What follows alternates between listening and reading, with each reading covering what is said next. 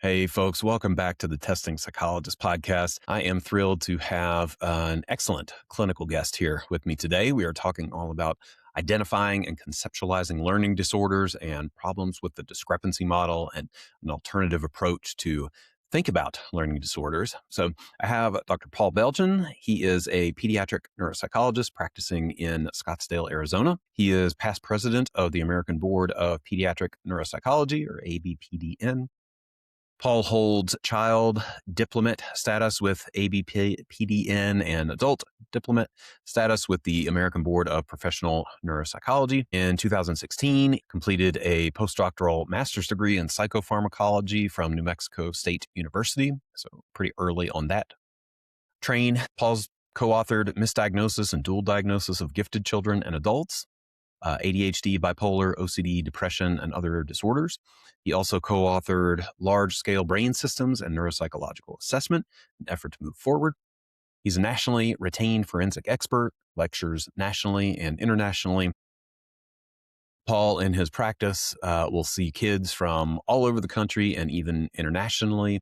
And he's just a wealth of information regarding learning disorders, giftedness, and many other topics. So very lucky to have Paul here. Some of the things that we talk about are, how to identify learning disorders. We talk about the discrepancy model and the problems of it quite a bit. We talk about Paul's alternative framework for looking at learning disorders that takes a more ecological approach. We talk about the relationship between learning disorders and ADHD. We talk about communicating in our reports, when we use an alternative model. We talk about giftedness and learning disorders and many other things. So there's a lot to take away from this episode, like always, and I think that you will enjoy the content. And Dr. Beljan is a very dynamic speaker with lots of knowledge to share with us. Before we transition to the episode, at this point, I'm kind of guessing here, folks. So forgive me if all the spots have filled, but at least at the time of recording, I still have openings in my in-person business retreat this summer called Crafted Practice. This is a small group. It's 20 people. It's relatively intimate. We take 4 days to step back and work on the business aspect of your practice and really dial in some of those problem spots that you may have been putting off because you don't have the time or the energy to do it. So you can get more information at the testingpsychologist.com/crafted practice and would love to chat with you to see if it's a good fit. For now, though, let's jump to my conversation with Dr. Paul Beljan. Paul, hey, welcome to the podcast. Thank you. It's nice to be here. Yeah, I appreciate it. I'm excited to chat with you. Just our pre-recording chat was pretty dynamic, and I know you have a lot of thoughts on this topic, so I am excited to dig into some of those things. So I'll ask you the question that I ask everyone who comes on, just to kick us off here, and that is, why is this important to you? Out of all the things you could do, spend your time on, care about, research, why this in particular? In regard to learning disorders, Sure. it's important to me because I think frequently it is done incorrectly by a large swath of the population of psychologists. And I don't mean to sound arrogant saying that. What I'm saying in part is many of my students that I have, doctoral students, are being taught exactly how I was taught 30 years ago. It is drastically different than it was 30 years ago. And it's Mm-hmm. shocking to me that they are still being taught things like discrepancy model testing. They're not being taught deeply what dyslexia is, how to assess it beyond comparing IQ to achievement. And these are Mm-hmm. in doctoral programs, and it's shocking to me. And the reason why that's important to me is because, if you are going to dedicate yourself to doing well or to working with children, you need to dedicate yourself by being accurate, or you change their life to a trajectory that shouldn't have happened. And you need to take responsibility for that as a professional. Yeah. You're right on. I think we forget sometimes the weight that we carry in kids' lives, right? Like these are not light decisions that we're making. No, I always Yeah. think about that. I always kind of bristle when parents might say, "Oh, I don't want a label on my kid." Well, if it's accurate, it's not a label any more than cancer is a label. It is what it is. But if the label or the diagnosis is incorrect, that is profoundly damaging. And it is one of those things that you can't foresee it 20 years down the road, but you've got to be thinking that way. Yeah, it's easy to forget that. I think about that a lot actually, like flashing forward when this kid is 17, 22, whatever it may be. Uh, what's this going to look like and how's this going to affect them? Yeah, it's important. Yeah. If it, in addition to that, is let's say I am right in my diagnosis. The other thing we do in this practice is I'm going to have a free meeting that I'll offer to the parents to meet with the child and explain it to them in the way, best I can in their language. Because if they're 7, I want them to understand it at 17 in the most proactive way possible. Yeah, I love that. I might pin that and try to come back to it. I would love to hear like how you explain, how you do a child feedback in some of these Yeah, cases. I want to maybe I'll tease it and give people sure. something to wait for here. Yeah. Maybe we start with like an overview of learning disorders and how they've been identified over time. Like clearly you're not into the discrepancy model. But there have been other conceptualizations of learning disorders over time. Could you maybe just like give us a brief sort of history of how we've thought about learning disorders and identification?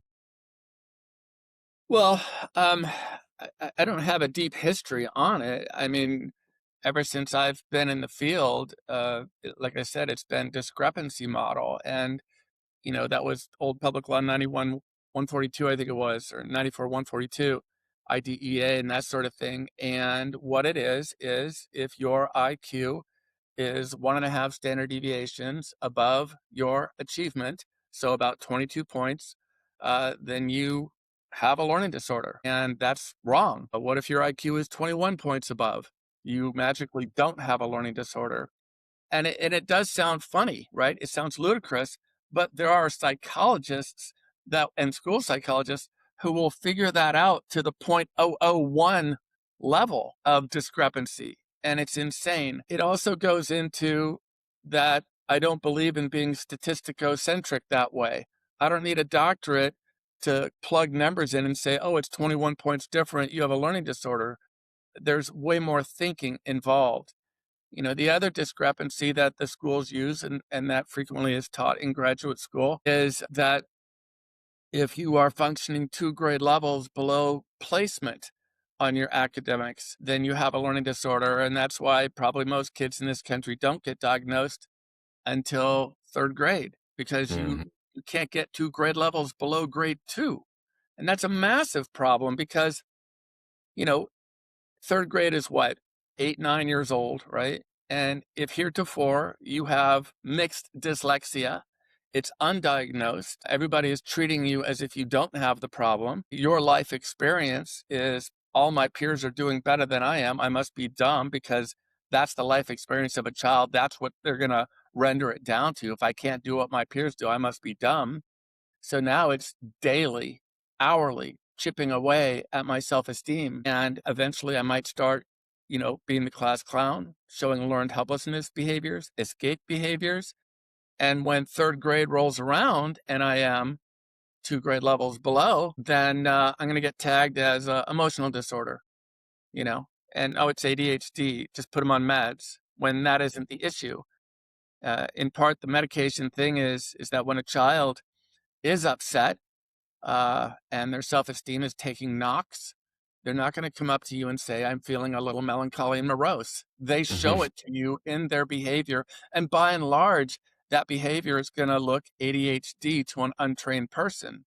So then if they get sent to a psychiatrist or a family doc and they don't do an assessment and they just go by behavior, well, Timmy's not paying attention in class. Oh, well, let's try him on a stimulant. So we put him on a stimulant. He focuses better and inhibits more because we all would. Then we get a self-confirmatory diagnosis of, well, it's ADHD. And again, we've missed the learning disorder. And I think this is a big problem. Yeah, yeah, I'm right with you. The waiting till 3rd grade is mind-blowing to me. Yeah, we, Me too. certainly don't. I can't stand when I see it. And I'll tell you the biggest one that I see that's a problem, and I really like Dr. Stephen Pfeiffer's work. Hmm. the FAM and the FAR, and I've seen him lecture, and he's a good guy, and I've talked to him. He's very smart. And the thing about learning disorders, that the one that bothers me most is math. In my entire career, given from all the way back when I had a 2-year degree and worked in schools to pay for the rest of my college and everything, I've seen a math learning disorder diagnosed in the public school system 3 times, Mm-hmm. 3 times It's in super rare. 35 years. Right. And the type that we see in this practice, because we assess for it, is the failure to consolidate fundamentals type, where the child understands multiplication, but no matter how much practice they do on their eights, they might get it for a little bit, but as soon as they stop practicing, it degrades and they lose it. And the problem for that is what the school will say is, well, you're just not trying hard enough. You're not practicing enough. And I've heard that feedback all the time, when in fact, it's not a memory deficit, because parents will say, oh, is that a memory deficit? Well, no, he remembers what he had for breakfast, right? It is a true blue learning disorder. It's how your cerebellum communicates with your basal ganglia, your frontal lobe and back. It's the dual tiered system. And if you have a disruption in that, you don't consolidate procedural memories like multiplication. And I say memory, but let me better state that: procedural learning. Orthographic dyslexia is the same thing.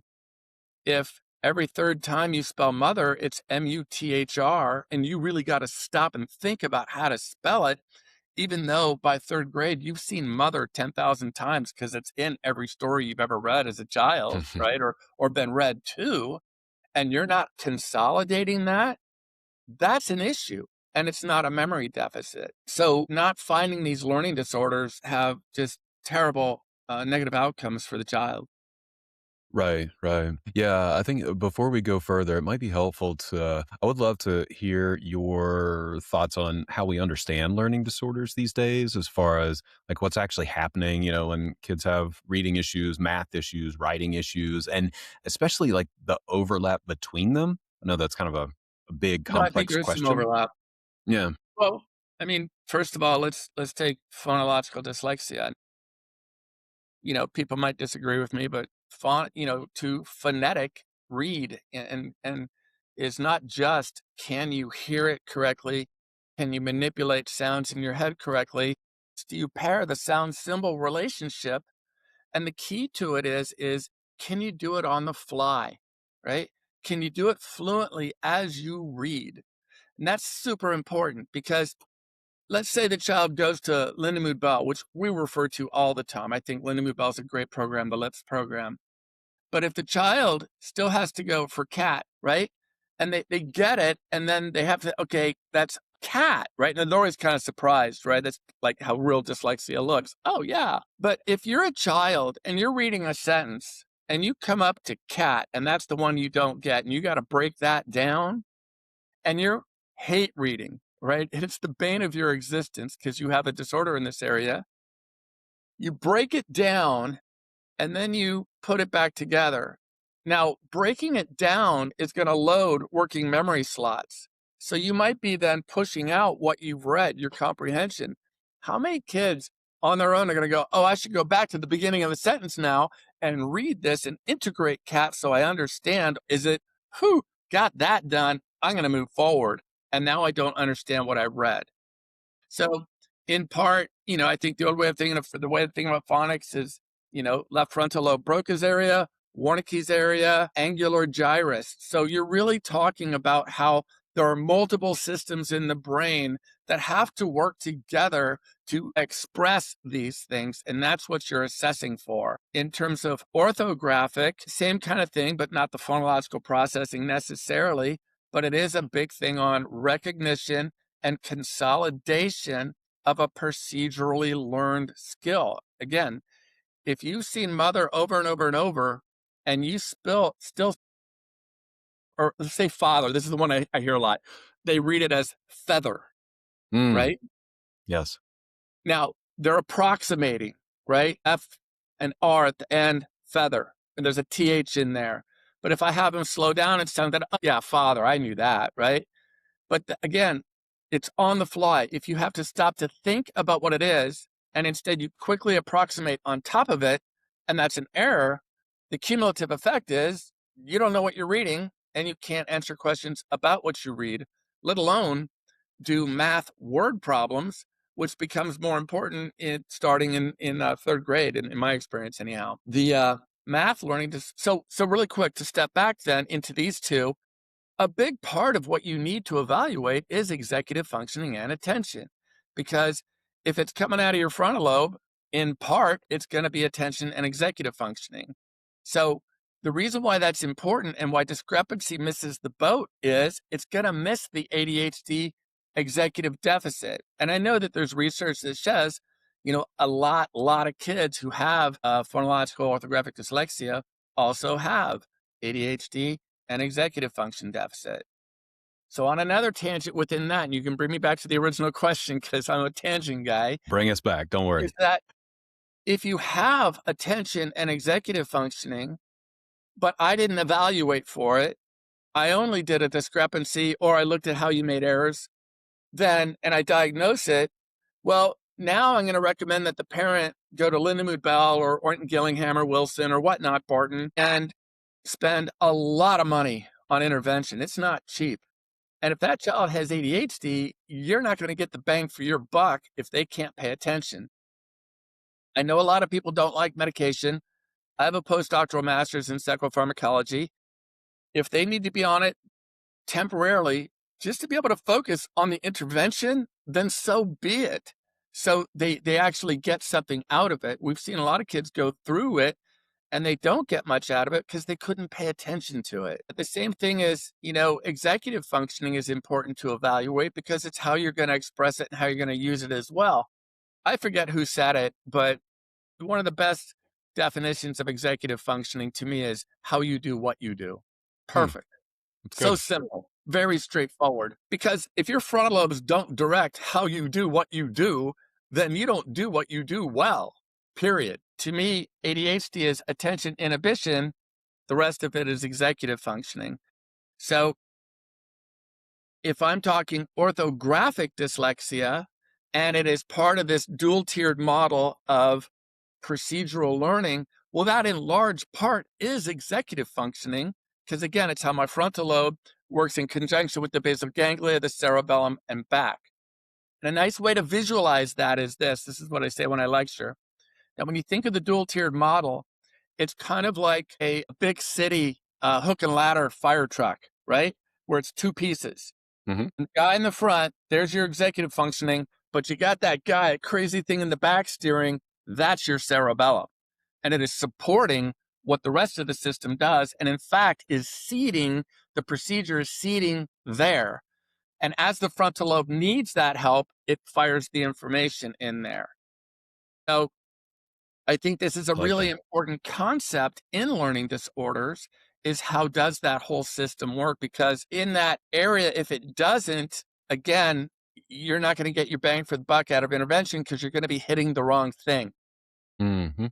Yeah, this is super important. Yeah, so the other learning disorder, math learning disorder, to me is very tied with orthographic because, again, it's that dual-tiered, are you learning with repetition? When you learn with repetition, do you consolidate it to a habituated skill that you can repeat without thinking about it? That's the key. You don't think about mother when you read mother. It's mother, right? 8 times 7, 56. You don't think, 56? That means you're thinking about it. If you have to think about it, it slows the process down, and you shouldn't have to. So Alan Mirsky coined a term called focus execute, which is brilliant, and it's basically discussing this process. Dr. Len Koziol, my old mentor, and I don't have mentors anymore. They all die, so I don't make mentors anymore. But Dr. Koziol, he coined it more as a perception-action coupling. And in research I've done, we call it procedural learning and coupling, because I think it's more specific. Mm-hmm. And basically what it is this, and think about this in terms of reading and math and writing, okay? Grammar. If I cannot consolidate a skill set to habituation, then I have to think about how to do it. So here's a good example of how this process works. If you think back to the first time you ever drove a car by yourself, and that car felt really big, and you're Terrifying. concentrating on how to do it, and you're thinking about how to drive the car because it's not seated in your cerebellum yet. You haven't done it enough. So you're thinking your way through it. Now think about how you drive, or even weeks after when you learned, and what happens as it seeds in the cerebellum. You then free your cognitive thinking and all your working memory to think in real time as you're still doing this very complex task without thought, right? So now let's say it was a automatic shift car that you learned on. So you've consolidated that. You can do it without thinking. I should now be able to teach you stick shift, and you are going to assimilate that quickly into the new consolidated skill. And to me, that's literally a learning theory, right? So you consolidate and then you blend.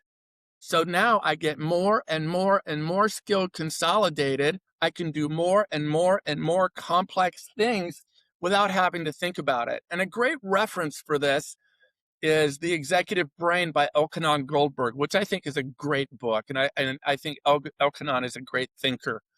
Uh, but, he talks about that. Or I'm sorry, not The Executive Brain, the other one he wrote, The Wisdom Paradox. Okay. Why do people my age, your age, are, people who are new in the field are like in awe of what you know and what you can do? When to you, it's like second nature. It's because you've done it so much.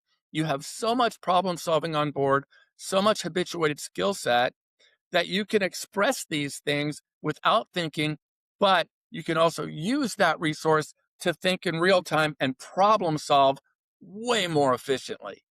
Right. Tie that again to learning disorder. If I have to think about 8 times 7 and I'm doing a quadratic equation on the SAT, well, and I have ADHD, and I got to factor part of that is there's a part where I have to factor 8 times 7. And I got to write 8 plus 8 plus 8 plus 8. I got to do it real slow that way. Or I got to go 8 times 7, 56. Yeah, I think it's 56. Well, one is, what are the odds I get that right? Two is, once I get it, what are the odds I put it into the right spot to figure out the rest of the problem? My error variance goes through the roof because I'm thinking about things that I shouldn't have to think about, that should be automated, and it makes the expression much less efficient. So what I get done in my math on the SAT might be correct, but I didn't get a lot done because I'm incredibly inefficient. Right. Right. All right. So that That's was a a lot. lot. That was a lot. I'm going to go back and clarify a few things. All All right. right. So people make sure people are hanging with us. So super basic, but I think this will be helpful. Give me a little bit more explanation of the difference between phonological and orthographic dyslexia in terms of what's happening for. Right. And you can simply look at the errors. If I give you a spelling test and I can tell what you're spelling, right, but it's incorrect, and you generally spell it the same way every time, mother, M-U-T-H-R, that would be more orthographic. And to steal the Jerry Seinfeld joke, if mother is M-U-K-Y and the symbol for boron, right, that's phonological because I can't even tell what you're trying to spell. Mm-hmm. Mm-hmm. Or if it's a compound word, I might get the front part, but I can't tell what the back part is. So this is where, when I say not being statisticocentric comes in, which is you can't only rely on statistics. A chimp can do that. When you're a professional, you're making your neuropsychology assessment three-dimensional. What is the statistic? What is the error type? And what was the child's behavior? How did they go about getting that error or correctness the way that they did it? And the efficiency, right? So you're factoring numerous things, not just this one-to-one statistical thing that takes no thinking. So in terms of phonological, I'm going to obviously use more of the phonics testing off the FAR, and orthographic, I'll use more of the orthographic or both, the entire FAR. But I'm also going to do the Wyatt. I like the Wyatt a lot. No test is perfect, but there's some other achievement tests. I bought them and I sent them back. Okay. But the Wyatt I like because it gives me word reading, word fluency, pseudo word reading, pseudo word fluency. And that's really going to get at phonics good, because two things about it. If it's pseudo word, it means you've never seen it. You have to sound it out. And when we do it, I don't just mark that it's wrong. I'm going to write out what you said phonetically. That's important. The other part then is if it's fluency, then I can see if you can do it on the fly. But that's tricky because the statistics frequently on that test, and I love the test, is that the fluency is a little higher than the pseudo word decoding. And I really started looking at it. It's because the pseudo word decoding words get progressively way more difficult, but the fluency words are not that difficult. Hmm. So you Hmm. can pick up more on them than you can the other way. Some kids don't, but some kids do. And that's the way I'll kind of look at it. So I'm looking at that statistic and I'm looking at what do their errors sound like and writing them out phonetically. Same thing with the word reading and word fluency. You'll see the same kinds of things. And I'm always telling my students, write it out, right? And what we also do is when we do fluency now, I've done this more often, is I record it because I don't want to I interrupt. like that. Wait, you stop the watch and write it out. You know, they could be going very quickly. I don't want to interrupt that. So I will go back and review it or try to do it from memory as well as possible. Sure. That's why I'm collecting the statistical and the qualitative information. Yes. Then on spelling is like a phenomenal test to do because now I really get to see the error type. And I'll write out the correct word next to it in red. So when I do a feedback session with parents, I can show them this is the error type. Can you tell what that word is? I cover it up what I wrote. Can you tell what this is? Right? Collection, Cluksin. No, I can't. I take it off. They're like, oh my God, that's collection. And you see it obviously. You don't even need the statistic for that.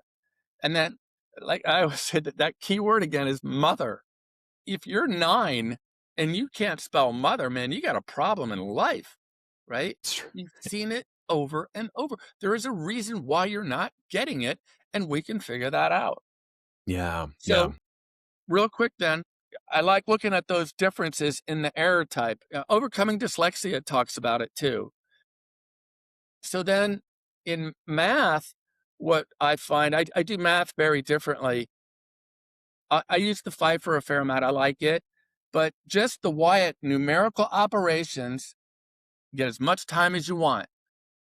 So, but I will time it because I want to see how long it takes them. Oh my gosh. Yeah. And they don't We, know I'm timing. yes. And because if they get a 50th percentile, but it took them 30 minutes to do it, Hmm. a bit of a qualitative bit on what's going on there. I'm looking at the kinds of errors. Did they add when they should subtract? Well, that's not a math learning disorder. That's more of an ADHD process. Did they show their work or did they approximate and glance and try to do it? If they showed their work, was their work correct? So I'm not just taking right or wrong and pulling a statistic. I'm really taking apart what they did. And then what I'm going to do is I always do the fluency.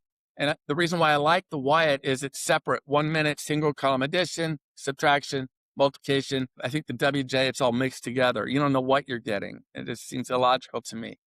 So if I see that, okay, the child's in second or third, they're doing multiplication. So the multiplication score is high, but now the addition and the subtraction is way low.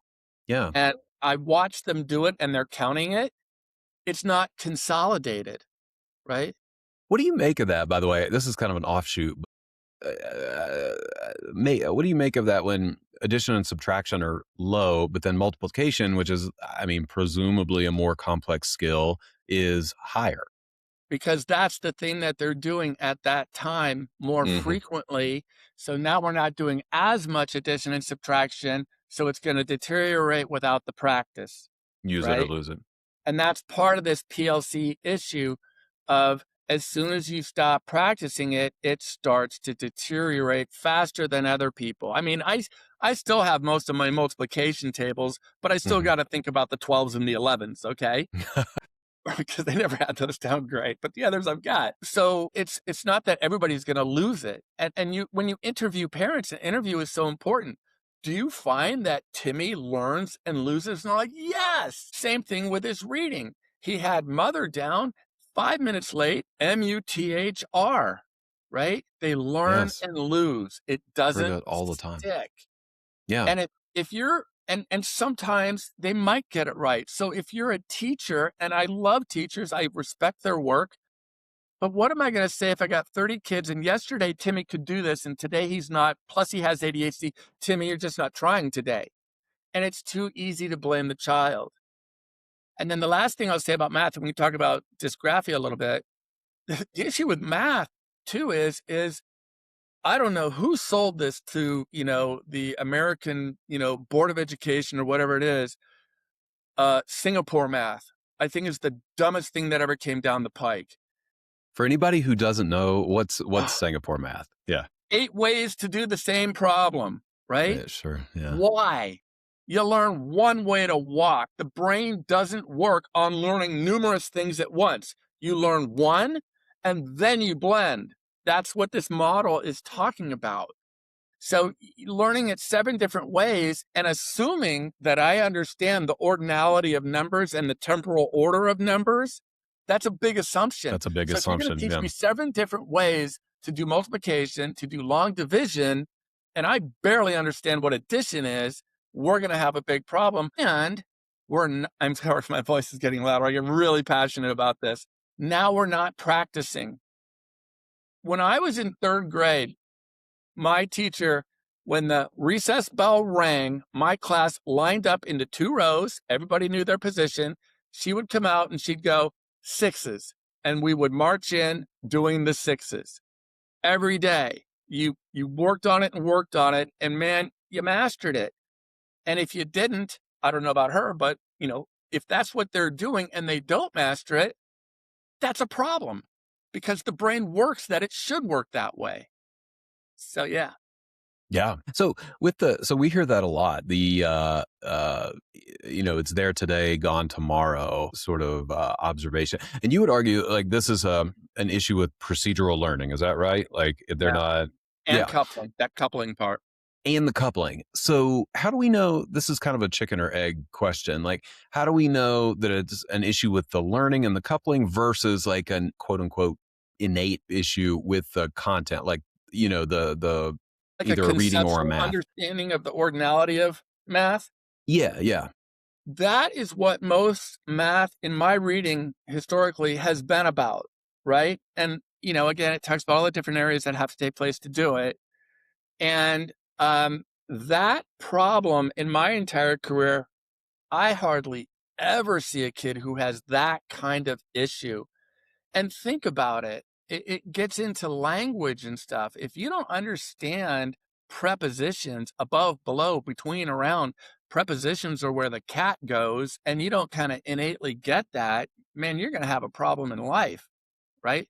Timmy, get the salt. It's in the back of the cabinet above the pepper, right? And you don't Yeah. understand those terms Pretty and the foundational. ordinality of that, or the spatialness of it. And math is spatial. You're going to have trouble in math understanding, well, if I add, I'm going up. If I subtract, I'm going down. And then, once someone throws negative numbers at you, it's all out the window. What? So, but that problem, I think I've really seen that like twice. And I look for Okay. it because I don't want to miss Yeah. that one. But it's rare. Okay. The one you more commonly see is the failure to consolidate problem. So real quick, do you want to talk about dysgraphia and how it relates to that too? I would, yes. So let me throw this is one of those like random facts that I accumulated at some point. I don't know if you do this. Like I read it somewhere and now I'm just sort of like stuck on it. So at some point I decided that that writing disorders don't exist really once you pull out kids with dyslexia or kids with ADHD. Like, is there a standalone writing disorder? I think there is. Okay, let's talk about it. Yeah. And it goes to the same process. So think about this. If you never remember to capitalize the first word, you never remember to put the period, right? As much as you've learned apostrophes, they're either not there or they're wrong. And you've done it over and over and over. It's the same process, whether you read or not. Okay. Mm-hmm. Yeah. So if you can sound out, if you can recognize, great, but you can still have that kind of dysgraphia that is based in consolidating that procedure to automaticity. And if you have to think about it, then it's hit or miss or not at all. Yeah, yeah. So I guess my question is like, is that when you say like consolidate that procedure or that knowledge, is that knowledge actually specific to writing? Like, is it a separate skill set? Like we're talking about, phonological awareness or math, ordinal, ability is a separate thing in writing? No, it's part of the process of how consolidating skills go and how we blend new skills into consolidated skills. So if I'm still thinking about, oh, I got to get the period down, where do you think I'm going to be with apostrophes? I'm still focused on periods. You see what I Mhm. mean? Mhm. The more I have to think about it, the more it loads my working memory, and I can't really do it automatically. I can't maintain the sentence in mind and get it out with my flow of consciousness. Another way to look at what you're asking is this: what other areas would this procedural learning and coupling issue express itself? Well, what about social relationship? My joke when I lecture is, if you've met anybody who's married 5 times, they don't consolidate and they don't adapt and adjust and they don't learn well, right? Sure. Yeah, it's That whole good. process, that's neuropsych, how you do that. And that's separate than autism. If they don't learn from experience that's happened over and over and over, they might have impulsivity, yeah, and they act before they think. But even if you have impulsivity, there are certain things. I'm impulsive as all get out. I still know to put a period and it's automatic. Mhm. These are Mhm. things you shouldn't have to think about. If you have to think about them, again, they don't work right. You know, During COVID, there's great research on kids and stuff, and kids just had such a hard time. And the best example that I've read, and it makes so much sense perfectly, is kids lost their routine. What Mhm. happens when you lose your routine? You have to now think through the new one. That slows you down. Your error rate goes up. It causes you anxiety versus now is the time we have graham crackers. Now is the time we do spelling. Now is the time this, right? But when it was all on the internet now and it's all different and, everybody's doing different things, they had to integrate everything brand new for them. Kids don't do that as well as adults. So, yeah, that you had a lot of upset kids. But to me, again, it's out of that same process. We like our automaticity because it's part of our knowledge base in how we do things. Yeah.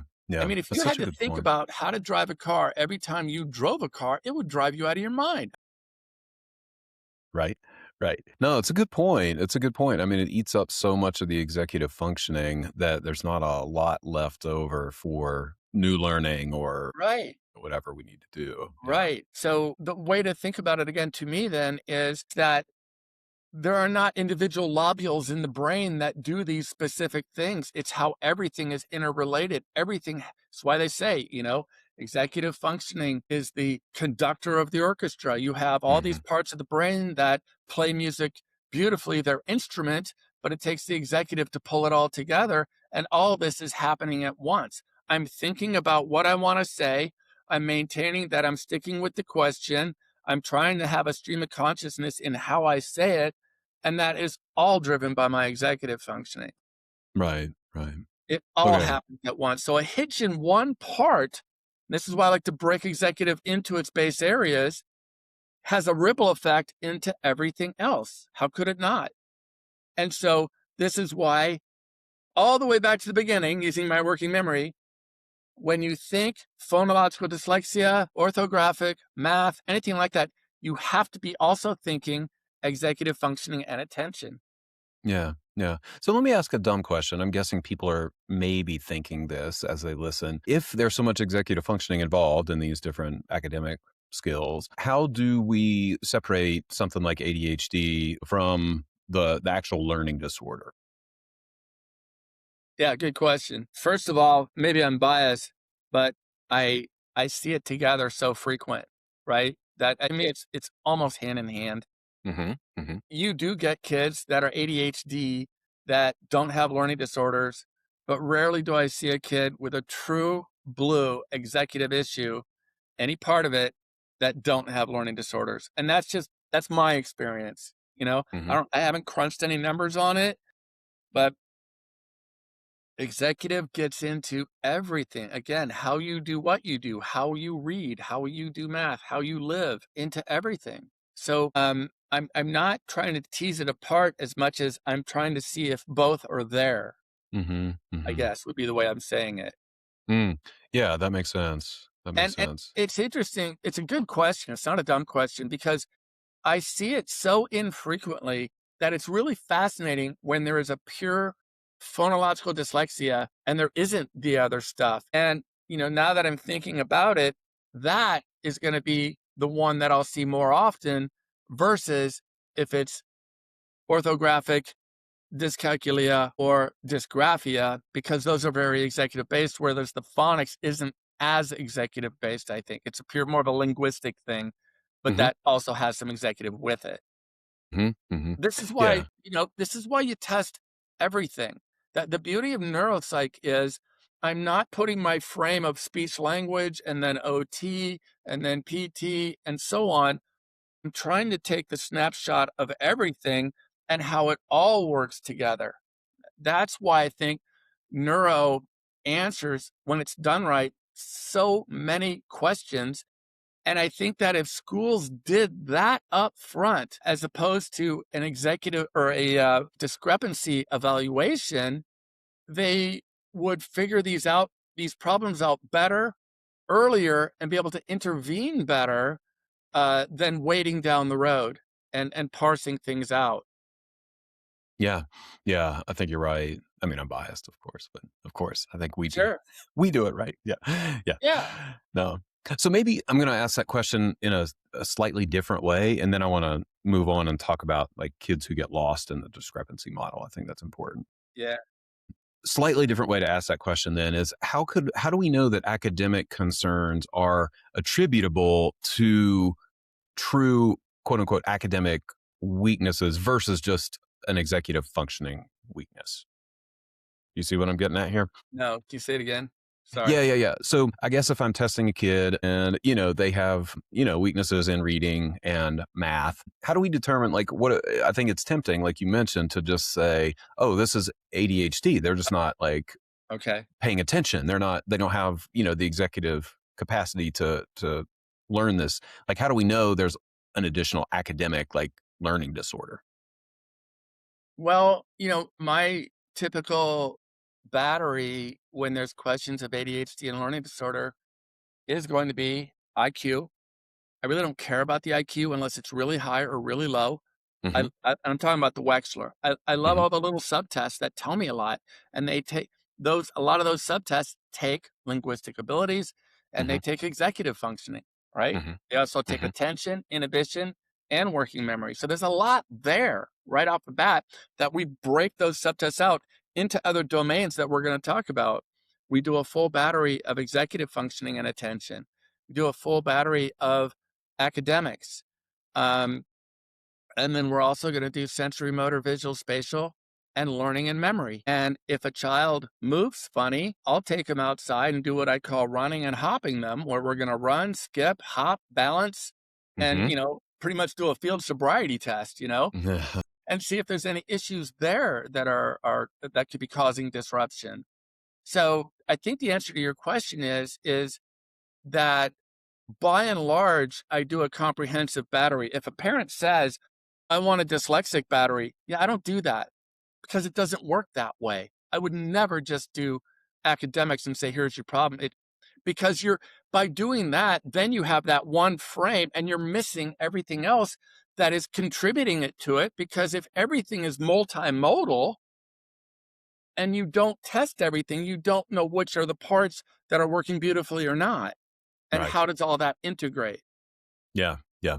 Yeah. I'm with you. We do a comprehensive battery. That's what we do. We don't Absolutely. answer single And to questions like me, that. in doing what I said, again, you can see how it isn't all statisticocentric. So let's get to real quick. It lends itself to the discrepancy thing, which is this. And this is the really sad part about it. What if a kid has an 83 IQ, right? They're in that terrible no man's land. They're not impaired, but they ain't average either, right? and it's very difficult for them. Odds are their academics aren't going to be as good, and you can Hmm. still figure out if there's a true blue learning disorder.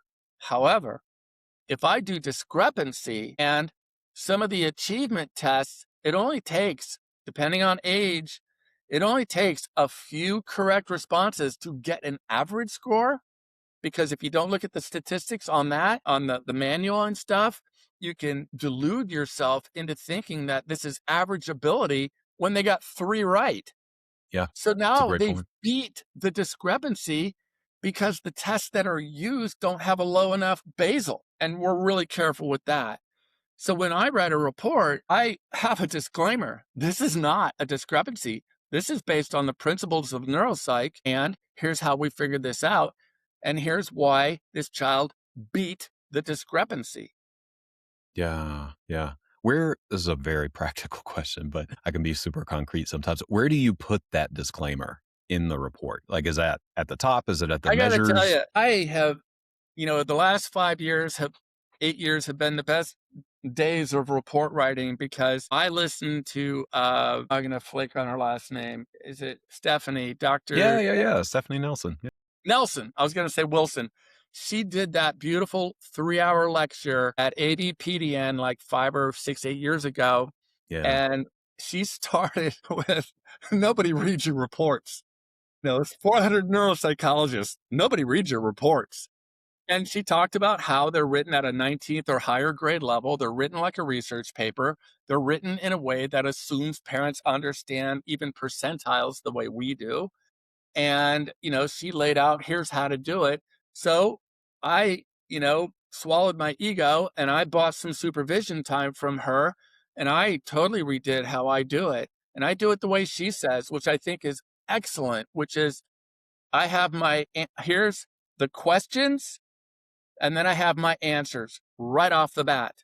And I do my answers in the order of my summary sheet, which is IQ, executive functioning and attention, language, language, learning and memory, academics, speech language, visual spatial. Well, you get what I'm saying.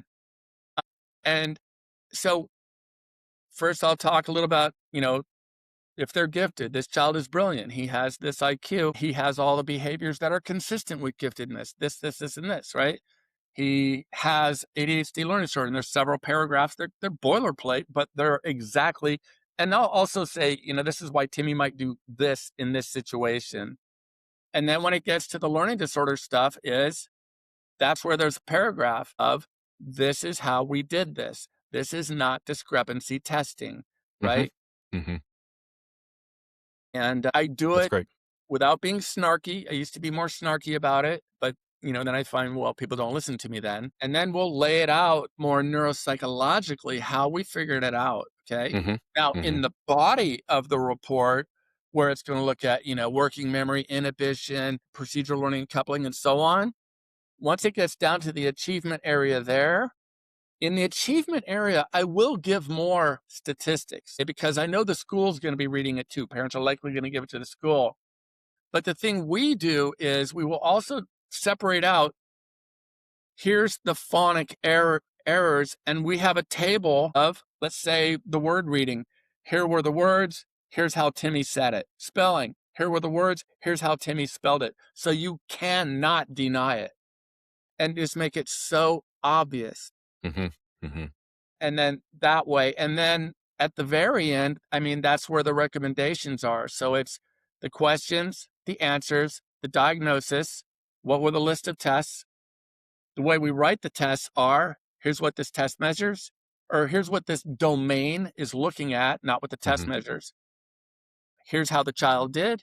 Here's what that means in real life. I want to make it real that way Hmm. Hmm. because then that report is an actual usable tool that many people can read. And if I wrote it well, like my old dean would say, Dr. Fox, putting complex things simply without being simplistic and limiting, not having, big $4 words, but nickel words. So I eat my ego there too, because even though I have a big vocabulary, I'm going to write it smaller because I know I got a big vocabulary, but not everybody does. So I'm going to make it easy reading and really, really explanatory and useful. So that's, Nice. yeah. I mean, Yeah. I'm right with you. Y- y- Stephanie Nelson, big friend of the pod. She's been on She's many the best. times. Yeah. Yeah. Oh, she, And you can't be that old school neuropsychologist of, it's a lesion here or there, and yeah. this deep jargon of brain function and pathways, which you and I don't even memorize. I know where to find it in a book. I have the basic map in my head for it, but I don't talk that way, and I don't expect a parent to get it if I write it that way. So it's got to be written in a super usable way, and it's actually faster. Yeah. Yeah. Absolutely. This is great. I didn't know we were going to get an endorsement of simplified reports, but I'm 100% on board with that. Yeah. I love that stuff. Absolutely. I Yeah. can't stand reports that are just jargon laden, and it's like, I don't even understand what you're talking about, you know? Yeah. Yeah. How does our audience? So you started talking about the kid, the 83 IQ kid. Yeah. This comes up so often, and so I think sometimes people get stuck, right? Because even if we're not using a discrepancy model, the current DSM still says like they need to be sufficiently, behind. I forget the language, but substantially below where we'd expect based on age and grade, and people kind of get hung up on that. And then they're like, okay, well, is this a learning disorder or is it just kind of like low IQ? And That, it's so I'm sorry, but you just triggered the neuron. It's so ridiculous because you could have a 170 IQ and still have the learning disorder. It's got hmm nothing really to do with your IQ hmm unless it's super low, right? Sure. Sure. Yeah.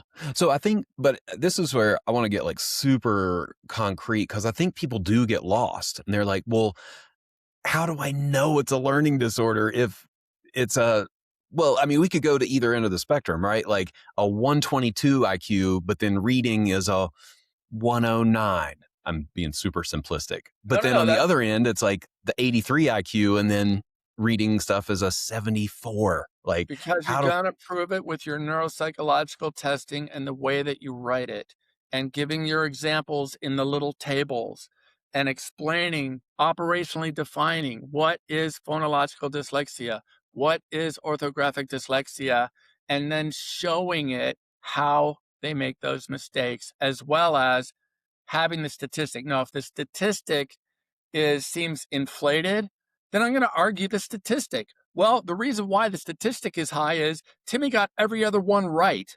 So Mhm. cumulatively, yeah, he got a lot of points, but qualitatively, he is showing me the consistency of the skill set is not there. And that's what you see in class a lot. And that's why the kid gets called out.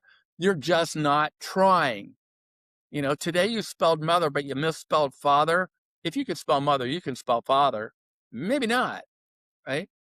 And then you hit on something that's extremely important. I have kind of a reputation for gifted and co-wrote the misdiagnosis book on gifted with Dr. Webb and Dr. Ed Amon.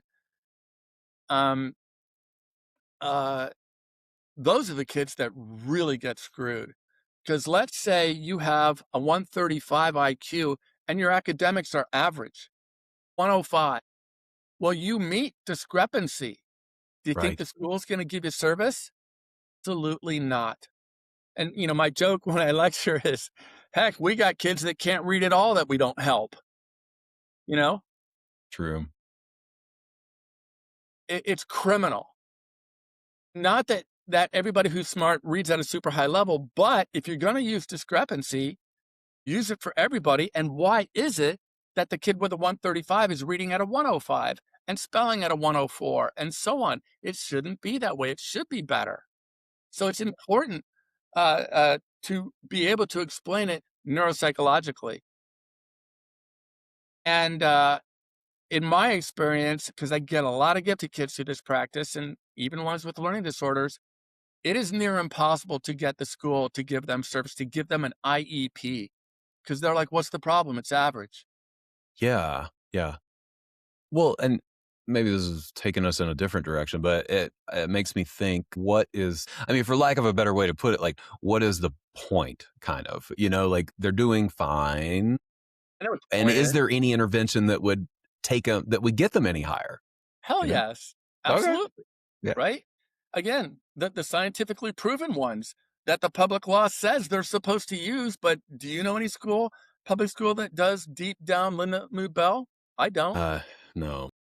I have a friend who's an educational advocate. She was at a meeting and she goes, "Are you guys using scientifically proven methodology to remediate this child's dyslexia?" "Yeah, what do you use?" "Wilson." "Really? Up there on the shelf that's still in the saran wrap?" "Yeah." Oh, So that's brutal. if you push, they're not. I don't hesitate to tell parents, I'm really jaded in this if you can't tell. I will tell parents this when they're like, "What do we do?" All right, one, give the report to the school. I'm happy to communicate with them, sign an ROI. Two, if they don't listen to you or you feel like they're snowballing you, which they will, get an educational advocate who knows what the hell they're doing and get to Hmm. know a few of them, right? Yeah. Three, get it privately if you can afford it.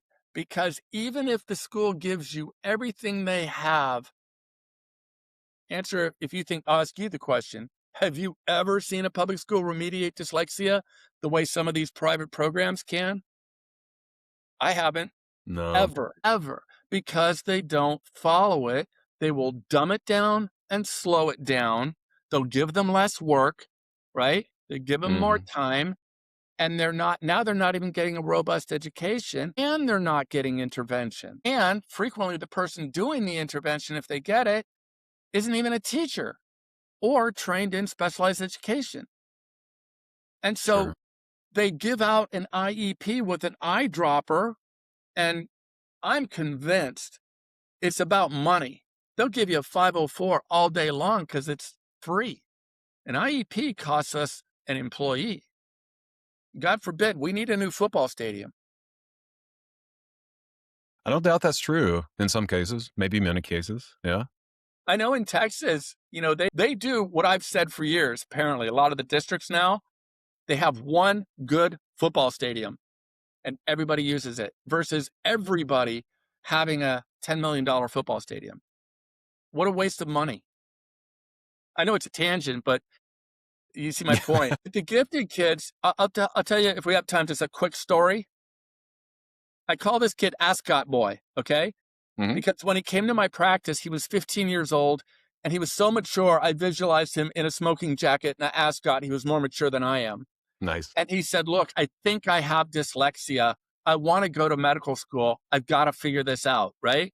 Mm. We do this big evaluation with him. He's got a 4.0, but enormous amount of effort to get that, way more work than same age peers. And he's got about a 140 IQ, and he is functioning average in his academics. But when you looked at the errors and you look at the neuropsychological process of it, he very definitely had dyslexia. Okay. So he went to private school. Luckily, his mom, you know, was reasonably, they could afford it, got him specialized education. I believe it was with Lindenwood Bell. He did well. He still has some issues reading. He got through college and he would check in now and then. "Here's what I'm doing," right? And he said that the MCATs were extremely difficult for him because it's not necessarily as medical as the board exams. The passages are longer. It's a different test. It's a very heavy reading test. Hmm. Hmm. Versus by the time he comes out of medical school and internship and so on, he can take the medical boards because he knows the language Hmm. and Hmm. he can read the language of it well. You give him a book by Oscar Wilde and he can't read it that well. It takes him a lot longer than it does. Bottom line, he's a neurosurgeon in Florida and he has That's amazing. dyslexia. Yeah. Is that crazy? Yeah. Yeah. That's funny. It reminds me of a kid, adult now, that I saw a long, long, long time ago. But same deal. Med school, clear dyslexia. Just had to, find the accommodations to get through the exams, but The doing great. ball-headed guy on Shark Tank, is it O'Leary? Is that his Oh name? yeah, yeah, yeah. He has an MBA. He has dyslexia. He said, "Look, getting that MBA took me blood, sweat, and tears. Would I change it if I could?" He goes, "Hell no," because the benefits of the dyslexia are what make him think different than his peers. So, coming full circle using working memory again, how do I explain it to kids? Exactly like that. Mm, That look, we figured out you have this thing called dyslexia. Here's what it means. Do you find that you make mistakes on words that you've seen over and over? Like, yeah, I do. Is it difficult to sound out words and do it as you read? Yeah, that's really hard. Yeah, that's what dyslexia is. Oh, by the way, we figured out you're pretty bright. You're as bright as most anybody else. And with effort, you probably could go to college. That's how bright you are. Even if they have a, 105 IQ, whatever. I want to separate those two things out. Does it make you feel dumb when they ask Mm, you to read in class and you can hear kids snickering? Yeah, I really feel dumb. You're not dumb. We call it an awareness meeting. I want you to be aware correctly and using the right terms of what it is. Okay. I like that. We might then also say, hey, we also figured out you got this thing called ADHD. Do you find that people are like, hey, Timmy, and you're looking out the window and oh, what? And you are distractible. Do you find that you're in trouble before you even realize it? Yeah, all the time, because you're kind of impulsive. You act before you think. It doesn't occur to you to put the rules down. So we want to demystify these things. So we call this an awareness meeting. This is the issue you have. Everybody's got something. My hair fell out. I make jokes. The kid up the street has to prick his finger 3 times a day and check his blood sugar. Everybody's got something.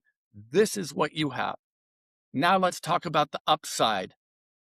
Well, first we talk about how you can't use it as a crutch. This ain't getting you out of anything, okay? Mhm, mhm. Upside is, look, when you have dyslexia, you think different. You see the big picture of things. You tend to get the 1,000-foot view. A lot of people with dyslexia are extremely artistic, very musical. A lot of them actually do well, of all things, in architecture. Same thing with ADHD. Life of the party. Everybody gets along with the ADHD guy. They're funny. They have a sense of humor. They're very creative. They're excellent problem solvers because they don't fall into groupthink and they're not paying attention to how the group is solving the problem. They're over here going, well, what if we did this? Right. And they're totally outside the box. There are benefits to these things if you take ownership. And here's how you take ownership. Your parents are going to get you help. They're going to have you do this. It's going to take more work for a period of time. They're going to impose more structure on you. It doesn't mean you're in trouble. They're getting you out of your own way, that sort of thing. And I then like what that. I do is I bring the parent in. Here's what I told Timmy. And I say the same thing again because I want Timmy to hear it twice. Okay. Yeah, absolutely. Go in one ear out the other. Yeah. So See then what previous. we teach the parent is before we even do this meeting is one, it's an awareness meeting because if the child doesn't understand what the issue is, they're going to push back against the intervention because you're taking my freedom now or a bit of it. I got to work over the summer. Are you kidding me? So then it is the parent's job over time to develop insight with this. With insight, you understand the problem well enough as the child that you do accept the help, that you do work with it. You understand you have to do things in certain ways because when you do it that way, you really succeed well. And that means you can go to college, you can achieve at pretty much whatever you want to do and life doesn't have to be so hard, but you're going to have to impose some rules on yourself. Sure, sure. I like all that. I like all that. That's a nice yeah, I mean, there's It's a lot of so important. optimism. Like I said, I do it for free. It takes about 20 minutes. Yeah. I don't charge for it. It's that important.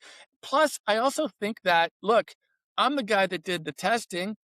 Wouldn't it show respect for this child who spent 6, 7 hours with me to hear it from me?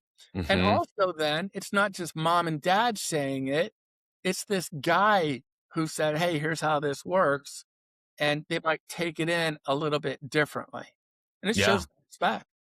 Yeah, yeah. No, I love that. I love that. I don't know if you've seen Liz Angoff's stuff. She's a big proponent of feedback with kids and has a whole framework for, how to do it. And I yeah. and Stephanie does too. She talked about Mhm. that at one of her lectures, and I do it Mhm. differently than a lot of them do it. I'm not a real huggy feely guy that way, but I'm very pragmatic about it. Mhm. And Yeah. I was horribly, I still am very ADHD, and I was not a good reader growing up. I don't have dyslexia, but it wasn't my thing. Yeah. And, Yeah. and I have vivid memory of childhood, so I can really put it in ways how I felt it, and that's pretty universal, that they're like, "Yeah, that is how I feel." Yeah. That means a lot. Does. It Yeah. does. That might be a nice note to end on, you know? Feels pretty So good, sweet. heartwarming. Yeah. Sure. This has been fun. Yeah. I was very flattered that you asked me to do this, by the way. Thank you. Oh my gosh, of course. Yeah. Well, you are doing great work in our field and have a great way of communicating some pretty complex and interesting ideas. So I'm just grateful that you're willing to come and chat with me for a little while. Awesome. I Thanks a appreciate lot, it. Jeremy.